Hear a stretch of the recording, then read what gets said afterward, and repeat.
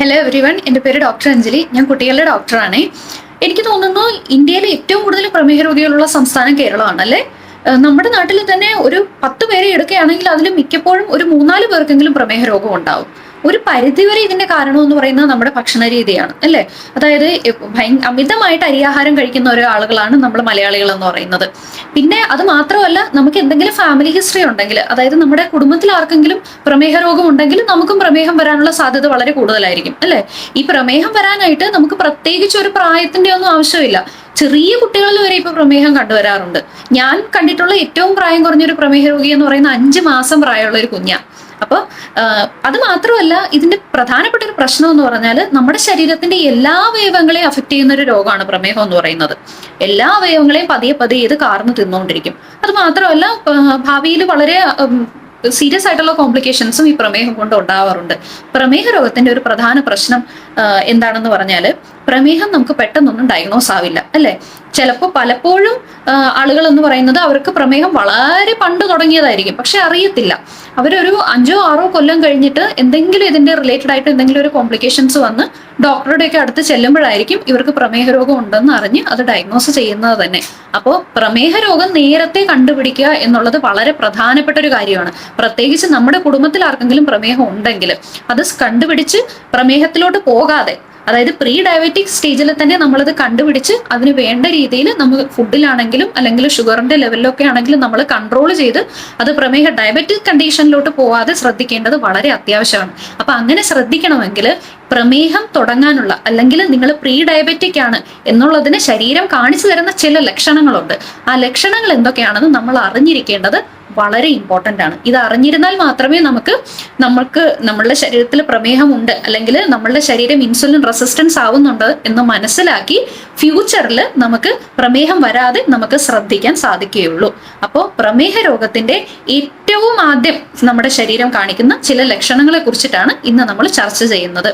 ഇനി പ്രമേഹം വരുന്ന അല്ലെങ്കിൽ പ്രമേഹം വരാൻ സാധ്യതയുള്ള ആളുകളുടെ ഏറ്റവും പ്രധാനപ്പെട്ട ഒന്നാമത്തെ ലക്ഷണമാണ് അവർക്ക് അമിതമായിട്ട് വിശപ്പുണ്ടാവും. അതായത് ഒരു മനുഷ്യൻ അയാൾ സ്ഥിരം കഴിക്കുന്ന ഭക്ഷണത്തിൽ നിന്നും കുറച്ചുകൂടി ഭക്ഷണം അയാൾ കൂടുതൽ കഴിക്കും. എത്ര ഭക്ഷണം കഴിച്ചാലും വിശക്കും. ഇടയ്ക്കിടെ ഭക്ഷണങ്ങൾ, എന്തെങ്കിലും മധുരാഹാരങ്ങളോ അല്ലെങ്കിൽ എന്തെങ്കിലുമൊക്കെ അയാൾക്ക് എടുത്ത് കഴിക്കാനായിട്ട് തോന്നും.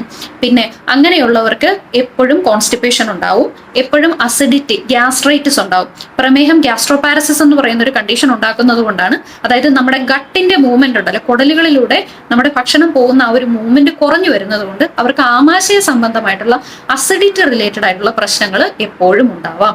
അമിതമായിട്ട് ദാഹം ഉണ്ടാവും. അതായത് ഇടയ്ക്കിടെ വെള്ളം കുടിക്കാൻ തോന്നും. രാത്രിയൊക്കെ ആണെങ്കിൽ എണീറ്റ് വെള്ളം കുടിക്കും. അമിതമായിട്ട് ദാഹം ഉണ്ടാവുന്നതിന്റെ കൂടെ തന്നെ അമിതമായിട്ട് ഇവർ മൂത്രം ഒഴിക്കുകയും ചെയ്യും. പ്രത്യേകിച്ച് രാത്രികാലങ്ങളിൽ സാധാരണയായിട്ട് ആളുകൾ എണീറ്റ് ബാത്റൂമിൽ പോകാറില്ല അല്ലെ. ഇവരെയാണെങ്കിൽ 2-3 തവണയായിരിക്കും ഇവർ പോകുന്നത്.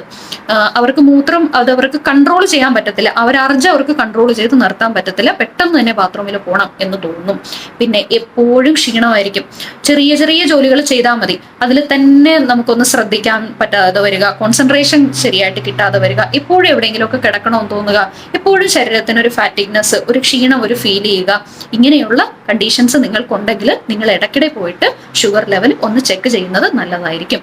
പിന്നെ ആളുകളിൽ നിങ്ങൾ ശ്രദ്ധിച്ചിട്ടുണ്ടോ, ചില മനുഷ്യരിൽ അവരുടെ കഴുത്തിന്റെ ഈ വശങ്ങളിലും കക്ഷത്തിലും ഭയങ്കരമായിട്ടുള്ള ബ്ലാക്ക്നെസ്, ഭയങ്കരമായിട്ടുള്ള കറുത്ത ഒരു പാട് ശ്രദ്ധിച്ചിട്ടുണ്ടോ? ഇത് ഇൻസുലിൻ റെസിസ്റ്റൻസിന്റെ ഒരു ലക്ഷണമാണ്. നമ്മൾ വിചാരിക്കും അയ്യോ ഇത് അഴുക്കാണ്, അല്ലെങ്കിൽ ഇത് തേച്ച് നമ്മൾ കഴുകിക്കളഞ്ഞാൽ ചിലപ്പോൾ പോകും. അങ്ങനെയൊന്നും അല്ല കേട്ടോ.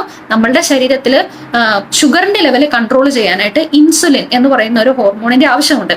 ഈ ഹോർമോൺ ശരിയായ രീതിയിൽ നമ്മളുടെ ശരീരത്തിൽ പ്രവർത്തിക്കാതെ വരുമ്പോഴാണ് നമ്മുടെ ശരീരത്തിൽ ഇതുപോലെയുള്ള സ്കിൻ ഫോൾഡിംഗ് ഉള്ള സ്ഥലങ്ങളിൽ, കഴുത്തിന്റെ വശത്താണെങ്കിലും കക്ഷത്തിലാണെങ്കിലും അല്ലെങ്കിൽ അടിവയറിന്റെ ആ ഒരു ഫോൾഡിങ്ങിന്റെ അവിടെയൊക്കെ ആണെങ്കിലും ഇതുപോലെയുള്ള കറുത്ത കളറിലെ പാട് വരുന്നത്.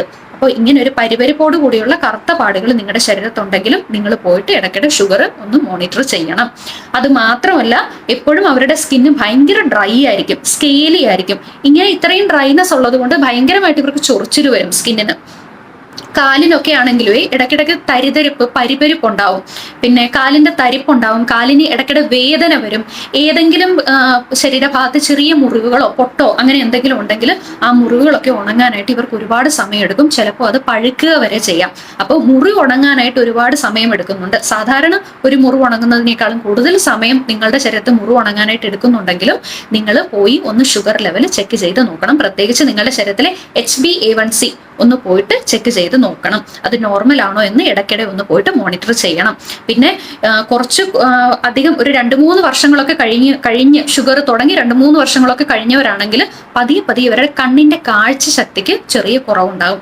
ഇപ്പോൾ ഡ്രൈവ് ഒക്കെ ചെയ്യുന്നവരാണെങ്കിൽ, അല്ലെങ്കിൽ കുട്ടികളെയൊക്കെ പഠിപ്പിക്കുന്ന ടീച്ചേഴ്സൊക്കെ ആണെങ്കിലും ബോർഡിലൊക്കെ നോക്കുമ്പോൾ മുന്നത്തെ പോലെ കണ്ണ് ചെറുതായിട്ട് കാണുന്നില്ല, അല്ലെങ്കിൽ കണ്ണിന് ചെറിയൊരു മങ്ങലുണ്ടാവുക, ഇത്തരം ലക്ഷണങ്ങളും പ്രമേഹ രോഗത്തിൻ്റെതാവാം. അപ്പോൾ ഇത്തരം ലക്ഷണങ്ങളുള്ളവര്, ഇതിൽ ഞാൻ ഈ പറഞ്ഞതിൽ ഏതെങ്കിലുമൊക്കെ ലക്ഷണങ്ങളുള്ളവര് നിങ്ങൾ ഒരു 6 മാസം കൂടുമ്പോഴെങ്കിലും നിങ്ങളുടെ ശരീരത്തിന്റെ ഷുഗർ ലെവൽ ഒന്ന് ജസ്റ്റ് ഒന്ന് പോയിട്ട്, ഒരു ബുദ്ധിമുട്ടില്ലെങ്കിൽ പോലും, നിങ്ങൾക്ക് ചിലപ്പോൾ കാര്യമായ ഒരു ഡിസീസസും ഉണ്ടാവില്ല, അങ്ങനെയാണെങ്കിൽ പോലും പോയിട്ട് ഷുഗർ ലെവൽ നിങ്ങളൊന്ന് ചെക്ക് ചെയ്യണം. കാരണം പ്രമേഹം എന്ന് പറയുന്നത് മറ്റൊരു അസുഖത്തെയും പോലെയല്ല, പ്രമേഹ രോഗം വന്നാൽ ഓട്ടോമാറ്റിക്കലി മറ്റെല്ലാ അസുഖങ്ങളും ശരീരത്തിൽ വരും. പതിയെ ഓരോ അവയവത്തിനെ പ്രമേഹ രോഗം നശിപ്പിക്കും. അപ്പൊ അതുകൊണ്ട് ഇത് വളരെ പ്രധാനപ്പെട്ട ഒരു കാര്യമാണ്. പ്രമേഹം വരാതെ സൂക്ഷിക്കുക എന്നുള്ളതാണ് ഏറ്റവും ഇമ്പോർട്ടന്റ്.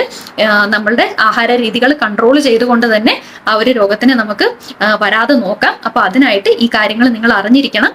നിങ്ങളുടെ കൂട്ടത്തിൽ ആർക്കെങ്കിലും പ്രമേഹ രോഗം ഉണ്ടെങ്കിൽ, അല്ലെങ്കിൽ ആരുടെയെങ്കിലും ഒക്കെ ഫാമിലിയിൽ പ്രമേഹ രോഗികൾ ഉണ്ടെങ്കിൽ നിങ്ങൾ ഈ വീഡിയോ തീർച്ചയായിട്ടും അവർക്ക് ഷെയർ ചെയ്ത് കൊടുക്കണം. ഇത് വളരെ ഇമ്പോർട്ടന്റ് ആയിട്ടുള്ള ഒരു മെസ്സേജ് ആണ്. അപ്പോൾ വീഡിയോ ഇഷ്ടമായെങ്കിൽ വീഡിയോ ലൈക്ക് ചെയ്യണം. ചാനൽ ആദ്യമായിട്ടാണ് കാണുന്നതെങ്കിൽ ചാനൽ സബ്സ്ക്രൈബ് ചെയ്യണം.